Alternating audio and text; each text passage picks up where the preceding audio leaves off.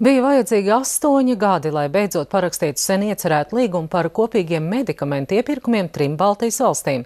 Tas notiks šodien Rīgā, kur tikās Latvijas, Lietuvas un Igaunijas veselības ministri. Šāda sadarbība ļaušot ietaupīt, jo pērkot zāles lielākam iedzīvotāju skaitam var panākt lētāku cenu. Kādas izmaiņas līdz ar to iecerētas, stāsta Liena Barisa. Tirgus principi nosaka, ka 3 salīdzinoši nelielas valstis pērkot zāles, vakcīnas un medicīnas iekārtas tikai sev iztērē vairāk naudas nekā to darot kopīgi. Piemēram, Latvija rēķinās ar saviem 2 miljoniem iedzīvotāju, taču Baltijas valstīs kopā ir 6 miljoni. 3 reiz lielāks iepirkums dod pamatu kaulēties par zemāku cenu. Parakstot sadarbības līgumu, veselības ministri uzsvēra, ka ar laiku sadarbības valstu loks varētu paplašināties. Pirmais, ko mēs plānojam, kā pirmo iepirkumu kopā ar mūsu valstu ekspertiem veidot, ir vakcīnas.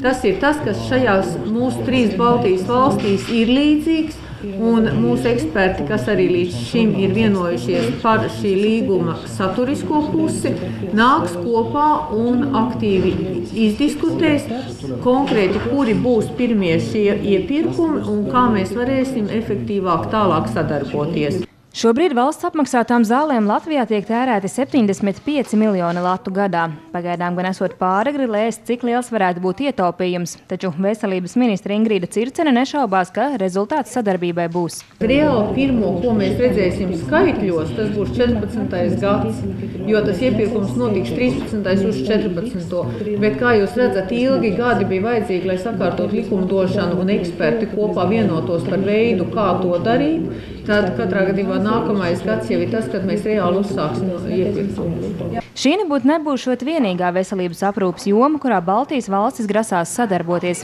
Igaunijas veselības ministrs uzsvēra, ka drīzumā varētu tikt slēgts līgums arī par vienotu digitālo recepšu sistēmu.